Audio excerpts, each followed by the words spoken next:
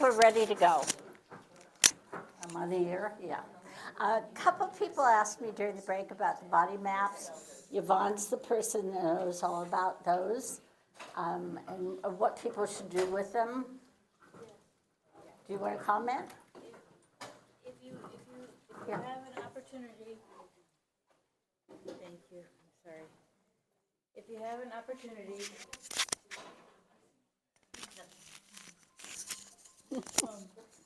pill alarm, sorry about that. If there are symptoms on this map that you would be interested or super interested in hearing about next year, having a dedicated speaker or a specialist address, you would identify that on these sheets and leave the sheets for me so I can get that feedback. I will make this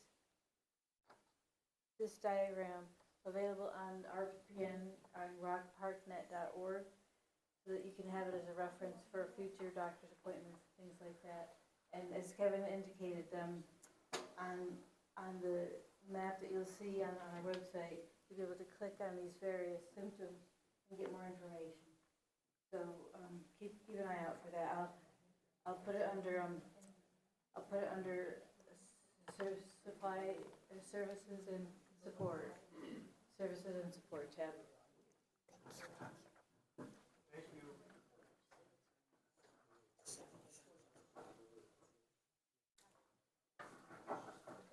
Okay. So we talked about balance. I can't leave you in the world of grief, right? That would not be fair. But we have to talk about it. And we have to talk about the other side of that, which is how, despite the fact that Parkinson's has shown up in your life, can you go about having a life of meaning? Can you have moments of joy? Can you experience beauty? Can you have times filled with awe? And I think the answer to that is an unequivocal yes, but I am going to make you work hard in this section because I want to hear some of the ways that has happened for you. What are some of the ways that you have been able to find joy and awe and beauty with Parkinson's or as a caregiver to a loved one with Parkinson's? What are some sources of joy and meaning for you? Yes? Gathering with people and beginning to share with them and just being able to talk about, oh, that's what happened. I think I went this way, but that was okay. But being able to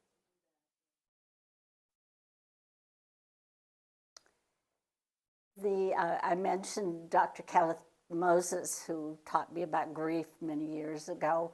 And he says the only thing that really helps grief is being able to share it with somebody who will listen to you unjudgmentally, not try to fix you, not try to cure you, but just listen. And I think that's what support groups do and what the opportunity to meet with other people who get it in a way that nobody else does, whether it's a group of caregivers or a group of fellow patients. I think that's a wonderful one. What are some other ways? Come on, I know there's lots of joy and beauty in here. Yes? Being outside, yeah. Now, I can imagine that somebody's going, oh, yeah, but I can't climb mountains anymore. I can't ride my bicycle anymore, and skiing is out of the question for me right now. So how can you enjoy the outdoors if you can't do those things? Sit out on your porch. That's a good start, right? Right. There are so many ways. Obviously, whether it's being in an environment that, everybody here goes to the Adirondacks, right? And you might not find that to be a really easy place to navigate, but you might be able to sit out on a porch somewhere and really take it in and just really enjoy it. right now in the field of psychology, the big word of the day is mindfulness. We're all looking at mindfulness, and mindfulness is simply being fully present with whatever it is that you're doing. So I laugh at myself in the shower in the morning. I like to lather my hair twice, and then I put the cream rinse on it. That's my pattern. Okay, I somehow, between the time I turn the water on, forget, did I lather it once? Did I lather it twice? Did I remember the cream rinse? And why is that? Because my mind is a million miles away. I'm thinking about what's going to go on the rest of the day. If I were mindful, I would take time to enjoy that wonderful feeling of warm water on your shoulders in the morning, waking you up gently. I would take time to smell the shampoo I use. It's really good. I like it. It has a really nice scent, but I don't ever smell it. I would feel what that lather feels like in my hair as I massage my scalp with the shampoo. Now, that's a silly, silly example. But is it? It's the way our lives go. We are so busy doing that we don't spend time being. So mindfulness and mindfulness practices can really help you to stay very centered.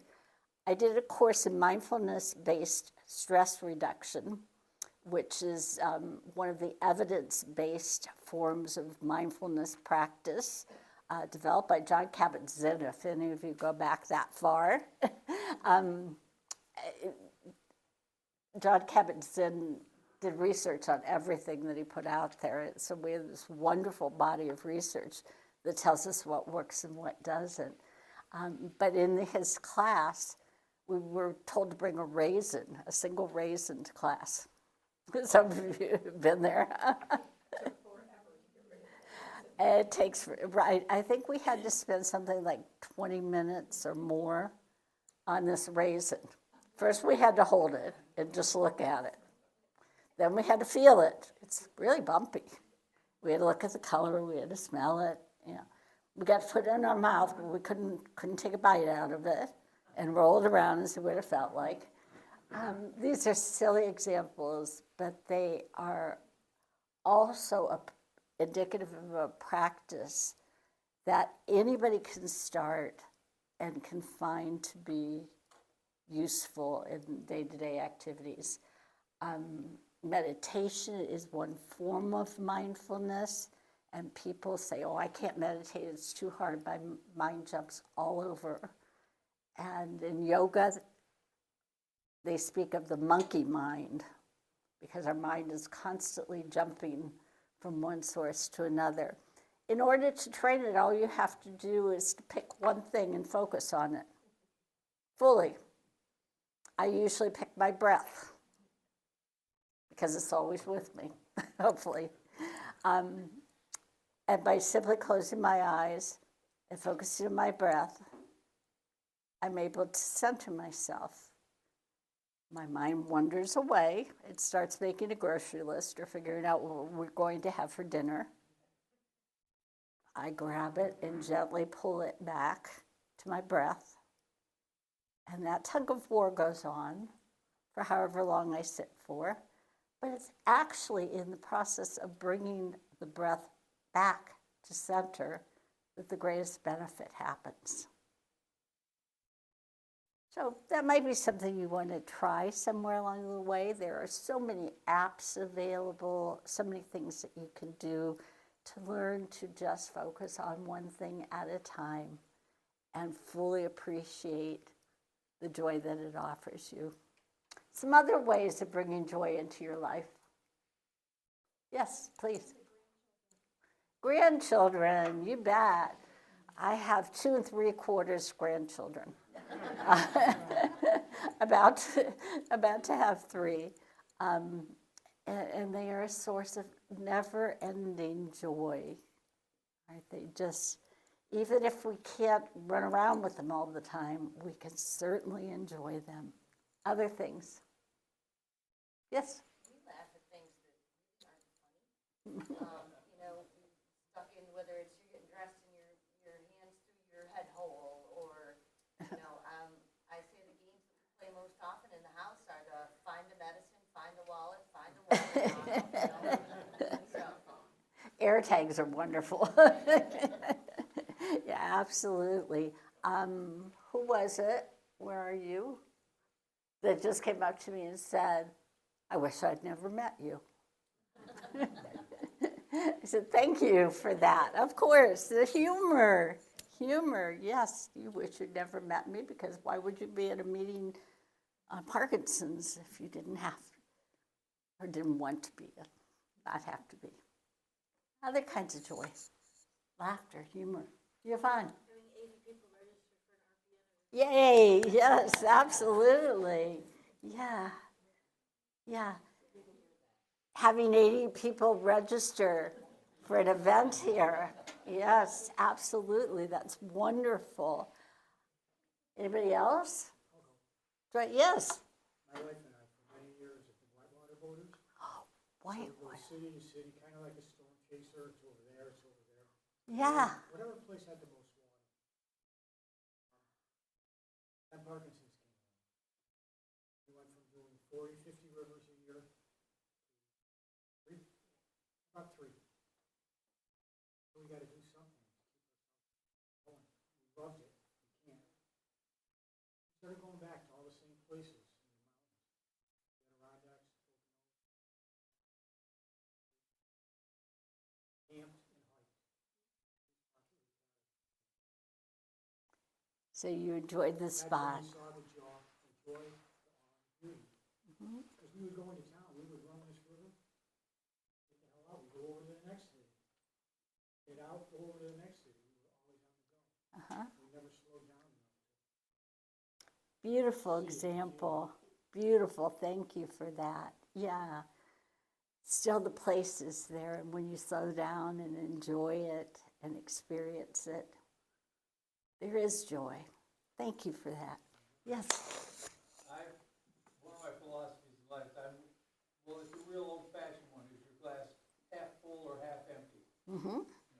My glass is, for my life, has always been half full and moving, and since I've had even more struggles, because for some reason I'm getting older, I haven't figured that one out yet, that there's always faucets around the corner. My idea is to keep looking at ways to fill my glass up till it overflows. Mm-hmm. You know, and I've managed to do that in spite of the fact that I think you understand that my wife, who was a retired nurse, gave me Parkinson's last summer. So I don't give her a full glass of water. Oh, she doesn't get to stop at the faucet, right? Yeah. So I love the metaphor. What are some of those faucets around the corner for you? Where do you fill up your tank?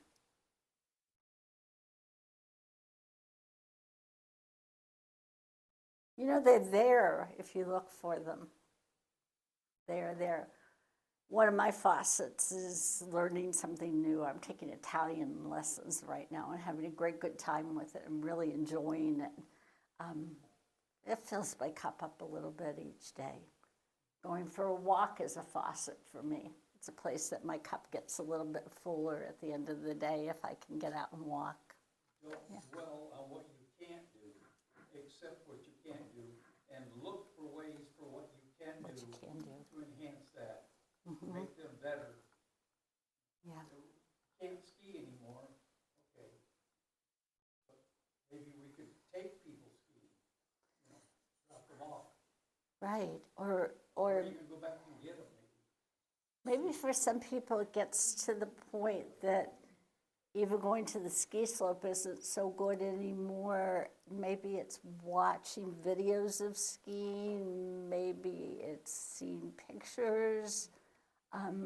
Even patients with ALS who are unable to move at all tell me that they find joy in listening to a beautiful piece of music or looking at a piece of art that maybe they just walked past in a gallery years ago, but today can see it with new eyes.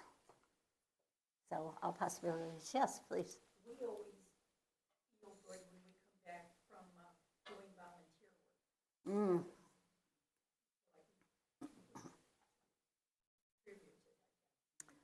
I think that is huge.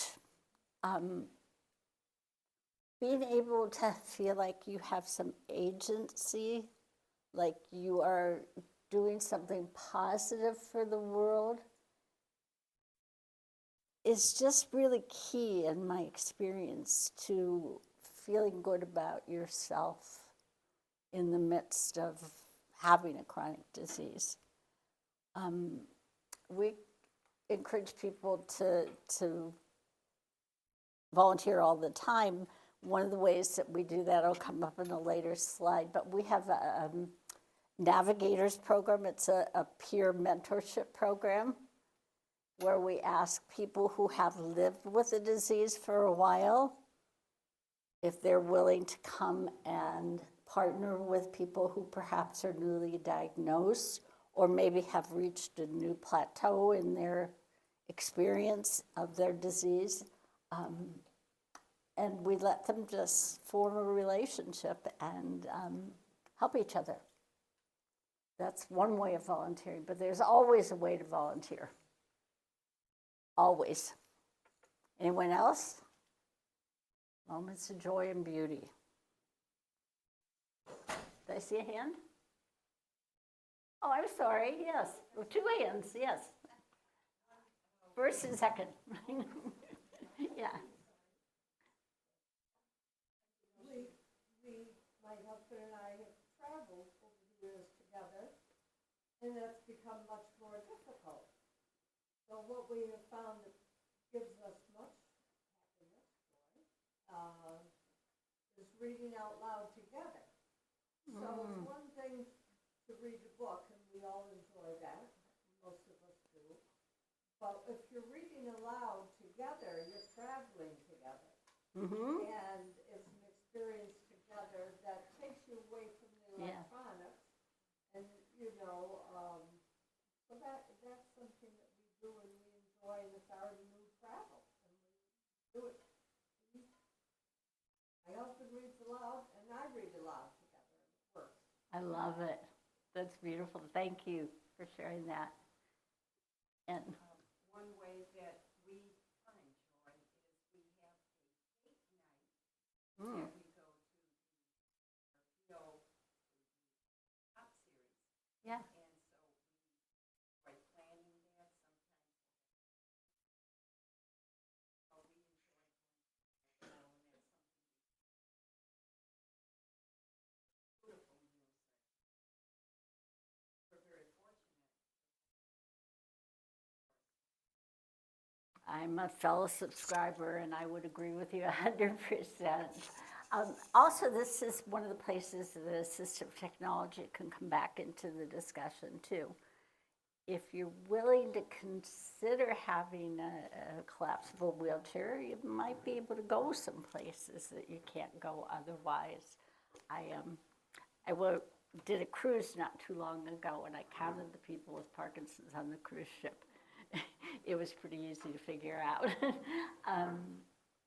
So there are some people who are able to travel, some who aren't.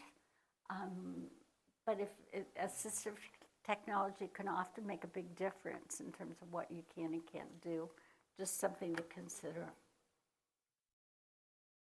So we talked a lot about what makes life worth living for you.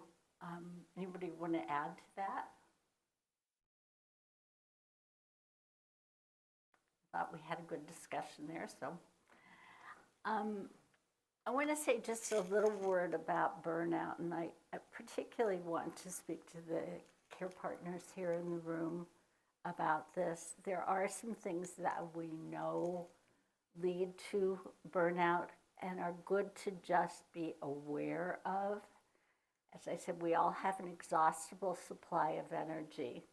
So just knowing when you're running on fumes is a good thing.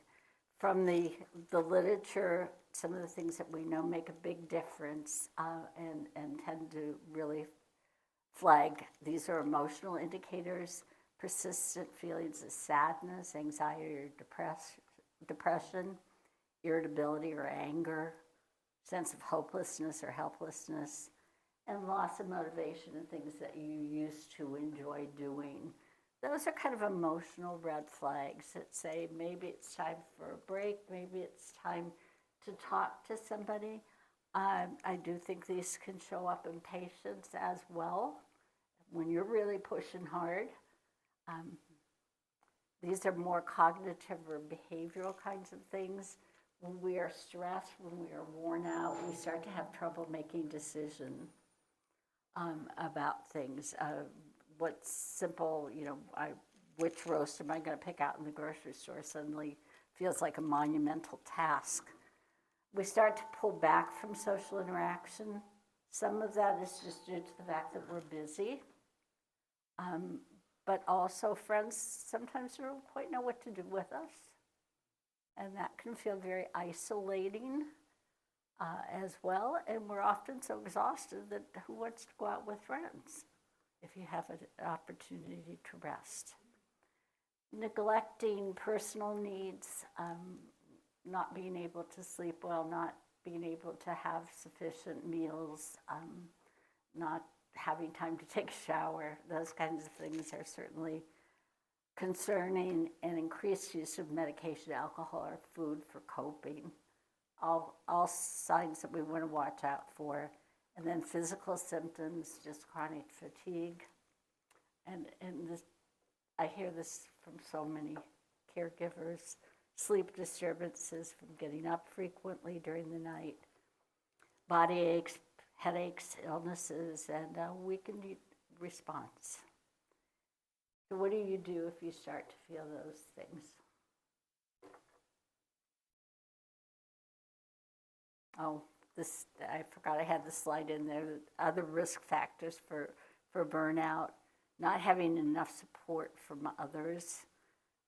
I ask every patient and every caregiver when I meet them to tell me about their support system. Your support system is so important to you. Maintain it. Include as many people as you can and nurture it. The length of time you've been caregiving has a risk factor associated with it. Financial strain. I'll politicize this a little bit, but we live in a country that doesn't take care of its people as they age or as they are ill. And the result of that is tremendous financial strain for so many people, and that is a risk factor for burnout. And just not knowing a whole lot about the disease and caregiving and strategies for coping and that kind of thing. The more you know, the more informed you are. So where to look for help? Groups like the Parkinson's Foundation. I know you are an independent group. Obviously, you should be at the top of this list. But places like the Parkinson's Foundation, they have big websites. The Michael J. Fox Foundation has a large website with a lot of information on it. Support groups, that's where you come in. This is so important. Peer mentoring programs like the one that I mentioned. Professional mental health.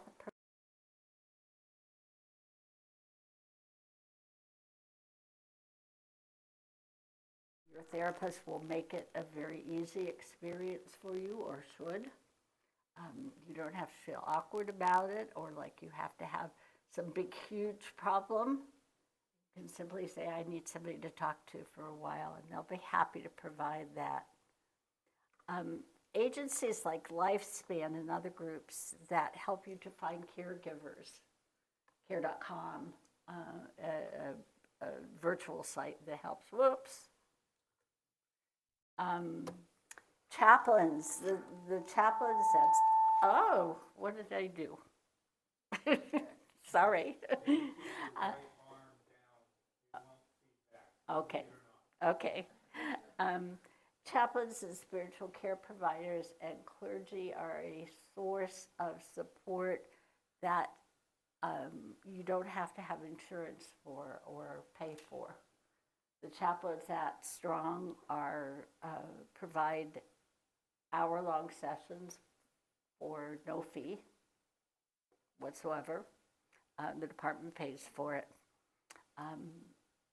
So that is one way to get services if you feel that there isn't, that a mental health provider is not optimum. And your physicians, obviously, is a source of information and support. What are some other sources that you look towards? Are there some that you would add to that list?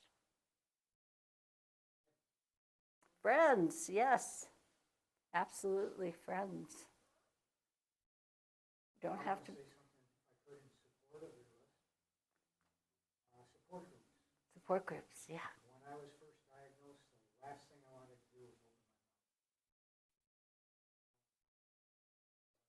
my mouth. Oh yeah, Mike's got Parkinson's. Yeah. And the reason I didn't go is I just didn't have it in me to look at my future. And that's that lovely period of denial that keeps us safe until we're ready to begin to face I this. loved it at the moment, it worked for me. And it does so much for people. My experiences with support group, when I finally went, I found 25 people in that room, Yeah. just like me. Yep, They became my friends and I could talk in front of them. absolutely. I wouldn't have had them today if it wasn't for